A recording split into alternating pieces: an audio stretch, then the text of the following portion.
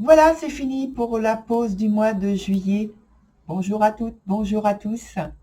Maintenant, il va falloir accueillir les bras ouverts, le cœur ouvert et un grand sourire le mois d'août. Avant de passer à votre tirage, des nouvelles de la littérature. Le travail est beaucoup plus long que ce que j'avais envisagé au départ, de ce que j'avais imaginé au départ. Donc là maintenant, ne vous inquiétez pas. Euh, j'ai écrit la vidéo, c'est au montage et donc ça arrive très très bientôt. Je ne donne plus de date, mais ça arrive très très bientôt. En tout cas, pour le moment, on va passer à votre tirage et je vous dis à tout de suite.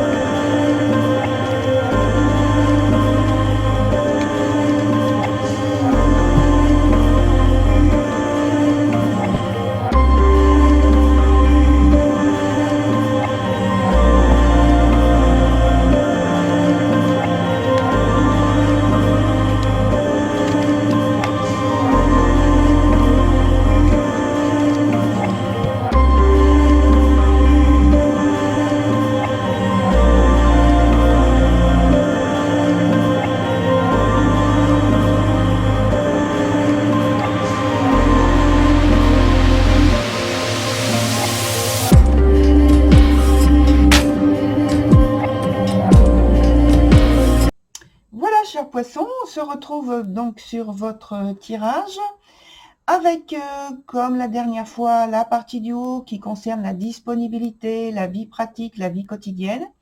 En dessous, on a la vie émotionnelle, donc plutôt sentimentale, avec les désirs, les souhaits et puis les sentiments d'une manière générale. La dernière carte ici, c'est celle qui nous indique l'évolution de la situation, le futur.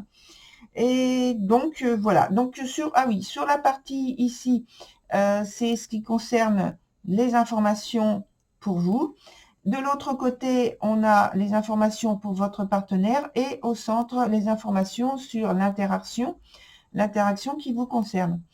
Alors, on y va avec la première carte qui est l'angelot pour vous. Alors, c'est tout, comme vous pouvez le voir, c'est tout en délicatesse avec l'angelot. Donc, vous êtes à l'écoute de vous-même, à l'écoute de votre autre aussi.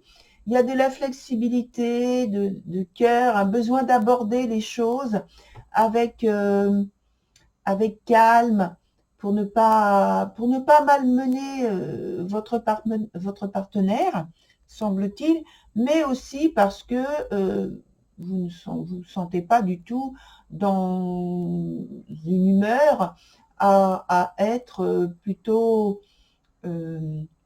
agressif. Pas du tout, du tout, du tout.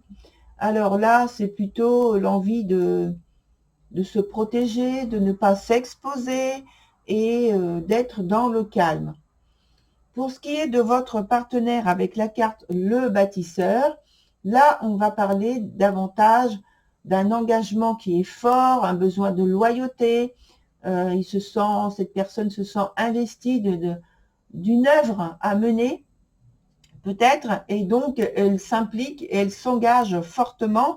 Et aussi, elle aurait tendance à vouloir que les autres membres de la famille, si vous avez donc une famille dont vous vous occupez, s'engagent aussi parce que elle-même en ressent la nécessité, le besoin, jusqu'à un but qu'elle s'est fixé, cette personne. Dans l'interaction, on a la carte de l'errant. Alors, c'est tout à fait l'inverse de la carte que l'on vient de voir par rapport à votre partenaire. Là, ici, on est plutôt dans l'indépendance, dans le libre arbitre, dans le détachement. Oui, il y a de la collaboration, la disponibilité, mais avec en priorité euh, le besoin de se sentir libre de faire ou de ne pas faire. Pas de contrainte ni obligation. Par contre, il y a de la participation, du partage, donc mais sans agir avec agressivité. Les choses se font tranquillement, facilement, sans qu'il y ait à donner entre guillemets un ordre ou un conseil fortement impulsé avec une direction à prendre, etc. Pas du tout. Là, c'est plus en totale harmonie. Il y a de l'écoute, de l'ouverture du cœur, de la créativité.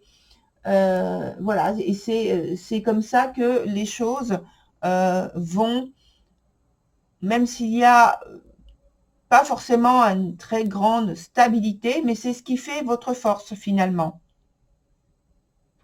Et c'est qu'il n'y a pas de rigidité. Pour ce qui concerne la vie sentimentale, pour vous, il y a donc l'autre monde. La carte, toutes les trois cartes sont renversées ici. Donc la carte est renversée, c'est l'autre monde. Donc là, il y a je dirais, un voile qui se déchire, une prise de conscience qui s'annonce et qui est déstabilisante. Je pense que vous êtes en train de voir, de ressentir, peut-être de besoin de mettre en place une nouvelle définition de l'amour de soi déjà, et puis l'amour en duo, l'amour par rapport à votre couple. Vous cherchez à redéfinir ce qui vous relie à l'autre, ce qui fait que vous allez vous sentir très très bien avec vous-même. Pour votre partenaire, on a la carte du serment, ça s'appelle le serment. Et là, ici, on voit qu'il y a aussi un désir de nouveauté avec de nouvelles règles personnelles. Et en faire profiter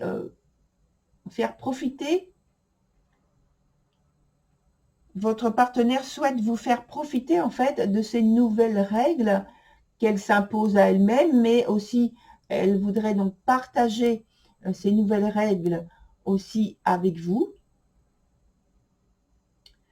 Et il y a une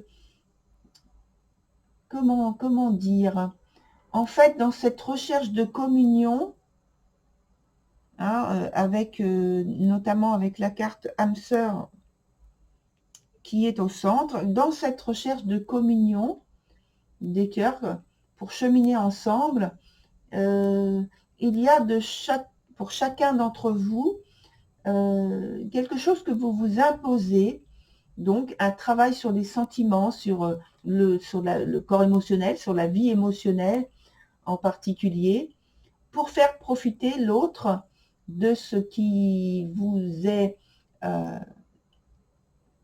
de ce que vous ressentez nécessaire de faire émerger et de partager automatiquement avec l'autre personne. Donc évidemment, la façon est différente.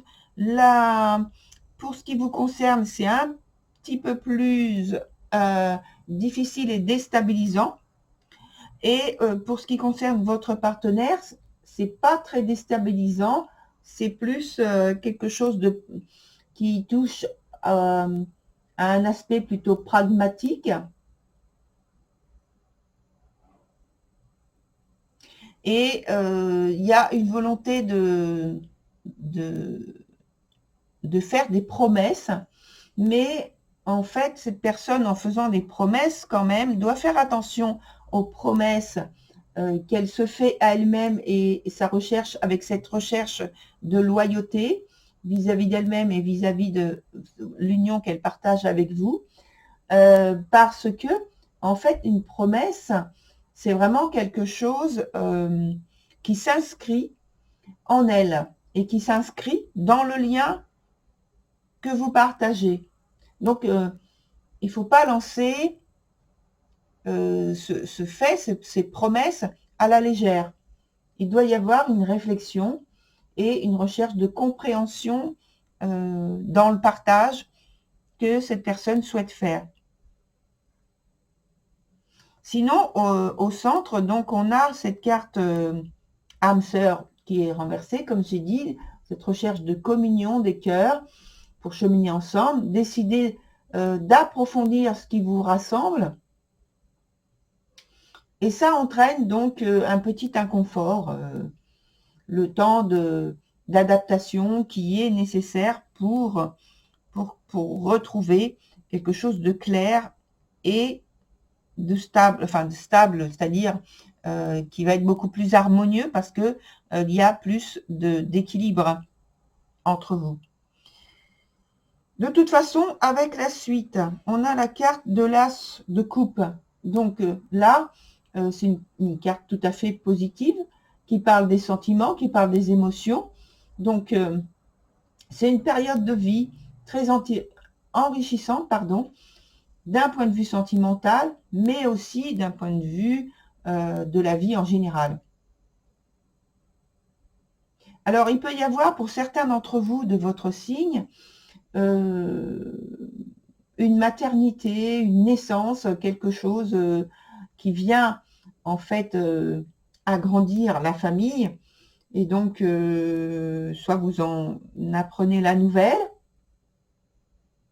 En tout cas, même si c'est pas sous l'aspect biologique que cela se présente, c'est une idée de gestation bénéfique.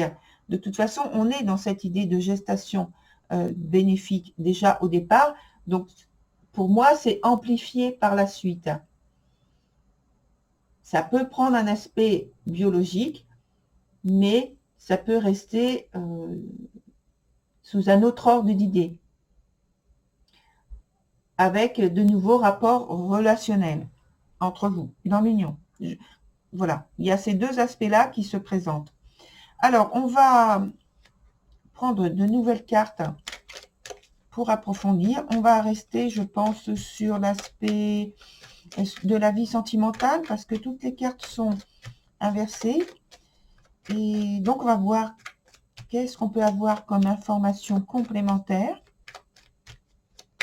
puisque la carte ici est positive de toute façon. Ensuite, on va voir avec un autre jeu pour faire un autre tirage et voir qu'est-ce que l'on peut obtenir comme information avec l'autre jeu. Alors, ici l'interaction, ici pour vous et ici pour votre partenaire.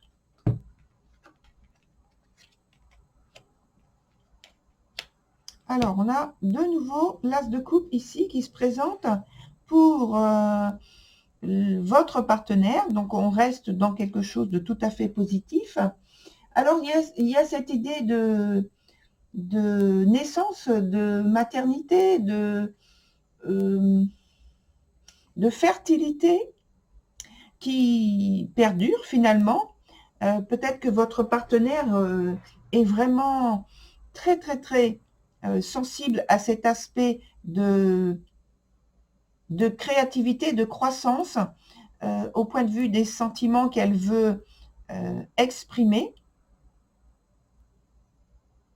vis-à-vis de vous, par un nouveau départ, par de nouvelles façons d'exprimer ces sentiments, justement, une nouvelle ouverture. Pour vous, c'est davantage avec les énergies du cavalier de bâton. Donc, on a cette idée de passion, oh oui, on a cette idée de volonté d'apporter quelque chose de nouveau, d'apporter quelque chose de passionnant, mais ça passe par justement une étape, une période où vous avez besoin de faire un petit peu de retrait, de vous éloigner, de protéger en fait votre cœur. Voilà, exactement ça, protéger votre cœur avant de vous engager dans une nouvelle direction. C'est ne pas exposer votre cœur ouvertement pour éviter peut-être d'être blessé, pour éviter de souffrir, parce qu'il y a trop de, peut-être à ce moment-là, un sentiment de vulnérabilité, de fragilité que vous traversez. Dans l'interaction, on a la carte du roi de denier qui est donc en sens inverse. Et là, ça nous indique que justement, il y a une nécessité d'ouverture d'esprit, d'ouverture de cœur, d'ouverture par rapport à la tolérance, par rapport à la non-culpabilisation, non-culpabilisation, pardon, et de la nécessité de laisser l'autre s'exprimer sans avoir à le juger, et vraiment d'ouverture, hein. C'est très important. Voilà, donc on va voir avec l'autre jeu, comme j'ai dit, pour obtenir des informations complémentaires avec l'autre jeu. Ce jeu-là. Et donc, on va voir si les informations qu'on a obtenues dans un premier temps sont renforcées ou alors prennent une orientation différente auquel il faudra attirer votre attention. Et notamment, donc là, on va avoir aussi une information sur une attitude, sur un événement, des circonstances particulières sur lesquelles vous concentrez. On va voir donc la synthèse et l'issue de votre tirage.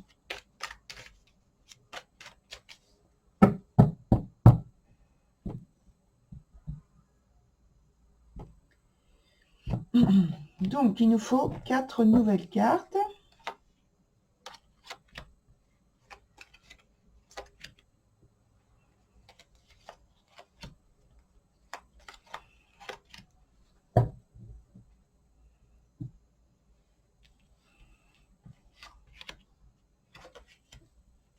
Alors, il y a des opportunités qui se présentent, des opportunités pour faire bouger les choses dans votre vie.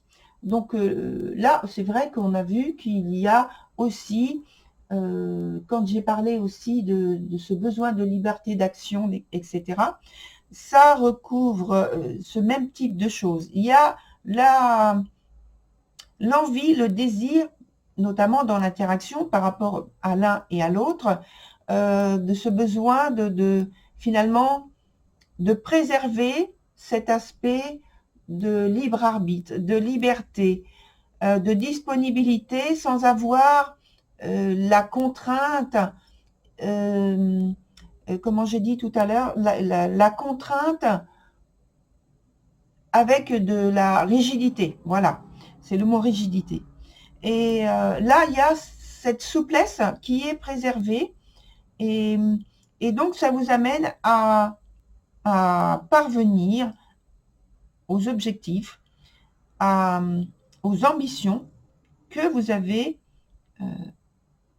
l'un et l'autre envie de partager, envie de mettre en place. Ça vous amène à une situation extrêmement positive parce que on vous dit de vous montrer très créatif. Alors, créatif, mais aussi organisé dans votre réalisation concrète de la vie. C'est-à-dire qu'il ne faut pas rester à l'état d'imagination.